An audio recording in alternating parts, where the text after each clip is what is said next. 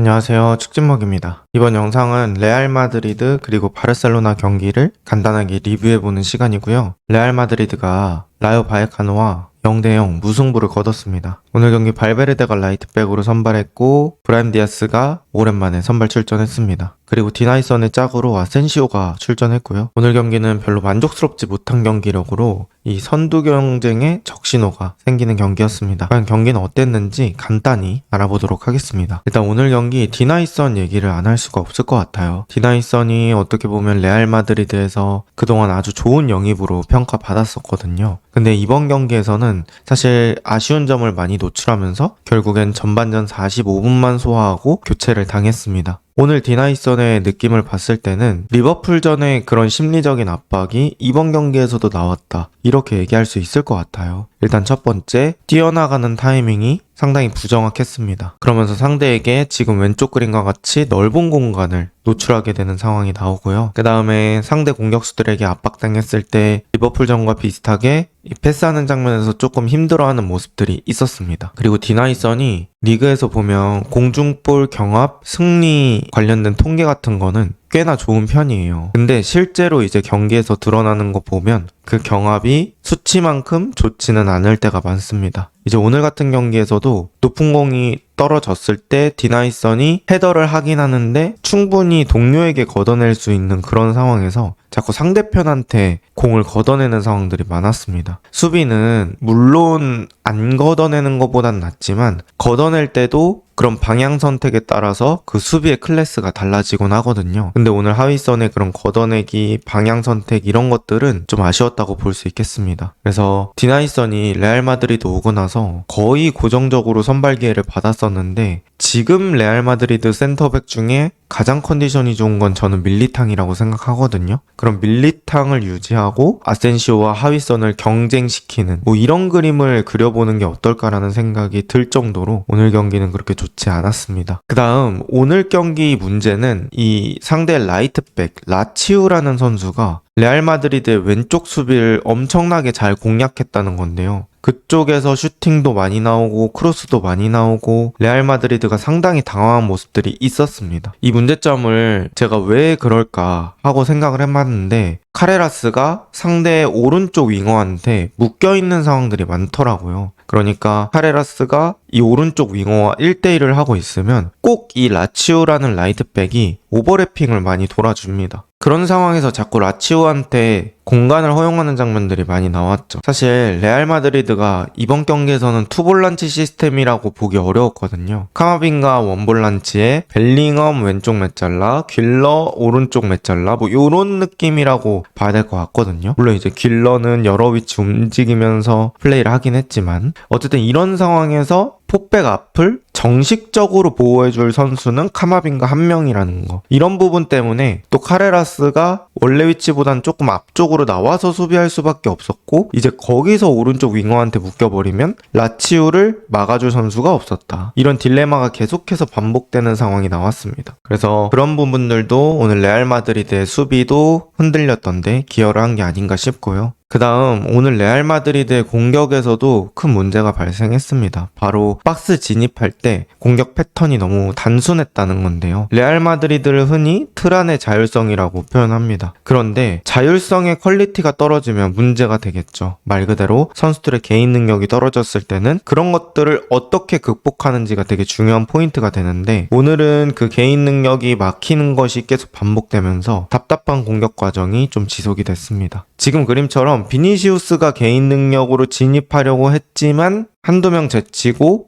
솔직히 끝까지 10명을 제낄 수는 없잖아요. 근데 그 전 상황에서 계속 막히는, 그러니까 결정적인 패스나 슈팅을 하지 못하는 상황들이 반복됐고 이거는 비단 비니시우스뿐만 아니라 벨링엄 같은 선수한테도 발생하는 문제였습니다. 그리고 이 경기에서 음바페는 사실 공을 많이 잡았다고 볼 수는 없을 것 같고요. 그리고 비니시우스는 때로는 탐욕스러운 부분도 있어서 이런 단순한 박스 진입이 또 문제가 되는 경우들이 있었습니다. 그래서 공격 상황에서 이 개인 능력이 안 되는 날은 어떻게 풀어야 되지? 라는 고민들이 좀 많이 생길 것 같은 느낌이었습니다. 그 다음은 통제 풀린 전방 압박. 제가 이렇게 적어놨는데요.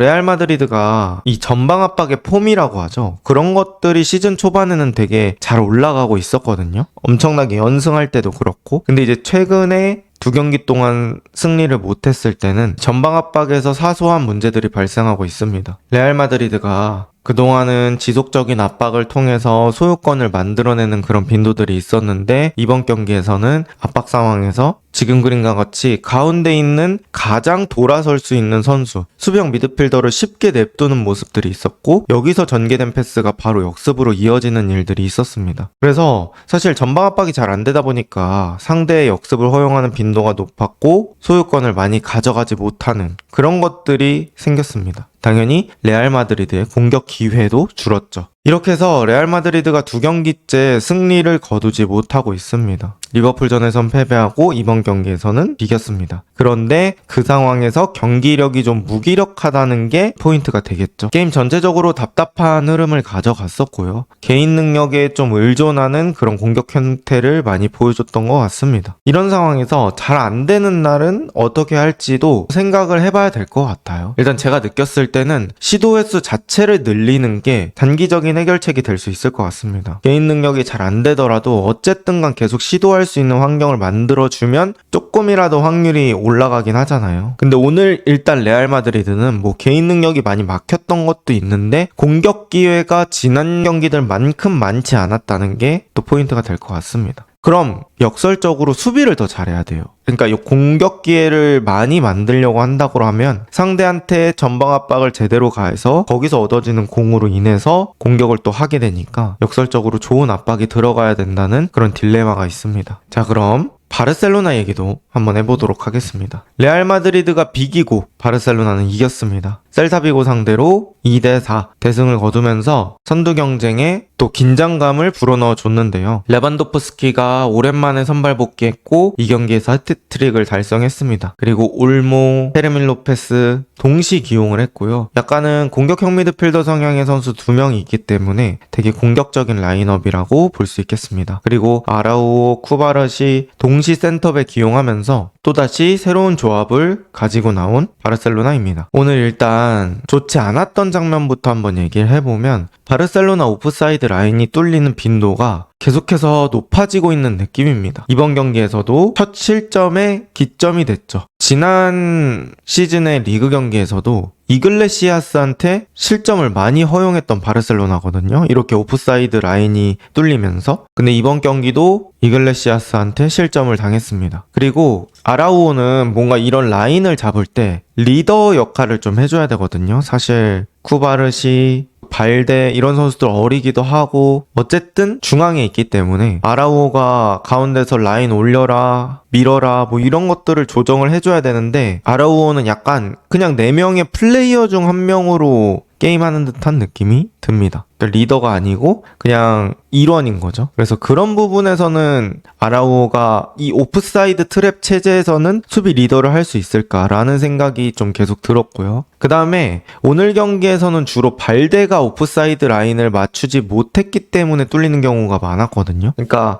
발베는 공과 먼 곳에 항상 위치해 있었습니다. 그러니까 뚫리는 게 주로 오른쪽 라인이었는데 공과 멀다 보니까 멀리서부터 라인을 맞추면서 있기가 또 쉽지가 않은 거죠. 그래서 발데도 자기가 공이 없을 때 수비 상황에서 반대쪽 상황을 잘 지켜보면서 오프사이드 트랩을 좀 잘 맞추는 연습을 해야 될 것 같습니다. 어쨌든 이런 상황에 있어서도 바르셀로나는 오늘 득점력으로서 이 경기력을 극복했습니다. 특히 오늘 레반도프스키가 클래스 있는 해트트릭을 보여줬는데요. 저는 확실히 이제 페란 토레스도 좋은 선수긴 하지만 레반도프스키가 진짜 스트라이커에는 훨씬 더 적합한 선수다라는 걸 느꼈습니다. 애초에 뭐 페란은 주 포지션이 스트라이커라고 볼 수는 없기 때문에 그런 부분들도 있겠죠. 이제 레반도프스키가 일단 골 감각이 다른 선수에 비해서 독보적입니다.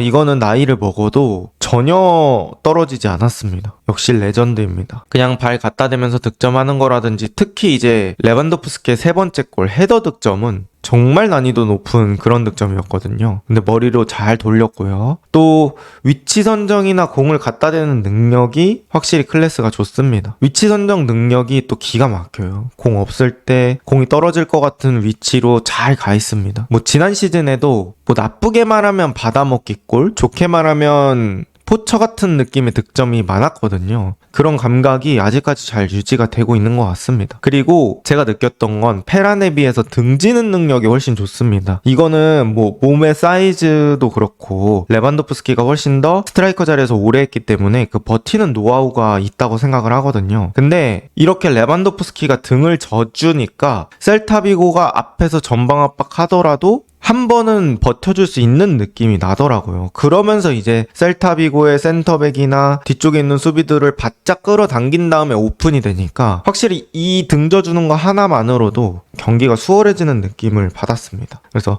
레반도프스키 물론 이제 나이가 있지만 바르셀로나에서 충분히 기여를 해주고 있다, 이렇게 얘기할 수 있을 것 같고요. 그 다음 이제 레시포드 딜레마입니다. 레시포드가 최근 스탯은 아주 침착하게 아주 잘 쌓고 있습니다. 5경기에서 3골과 3개의 도움입니다. 챔피언스리그 포함이고요. 근데 이제 문제는 오히려 쉬운 찬스를 놓치는 경우들이 있습니다. 내지는 상당히 큰 찬스가 될 수 있는 그런 측면 역습 상황에서 뭐 볼을 쉽게 버린다든지 그런 장면들이 나오기 때문에 레시포드를 100% 칭찬하기가 좀 어려운 것 같아요. 그리고 이제 전방 압박 상황에서는 확실히 하피냐보다는 기여도가 좀 적어서 그런 부분들이 또 아쉽다고 볼 수 있겠고요. 하지만 이제 공격 클래스는 확실히 있습니다. 단순 공격 상황에서 기본적으로 킥이 좋은 선수이기 때문에 킥으로 변수를 만들어내는 그런 것들이 있고 또 순간 속도가 빠른 선수잖아요. 그래서 이번 경기에서도 한 번의 순간 속도로 상대 제치고 컷백을 통해서 결국 야말의 득점을 어시스트 했습니다. 레시포드는 확실히 공격은 잘하는데 수비 기여도는 조금 더 올려줘야 되지 않을까라는 생각이 들었습니다. 이제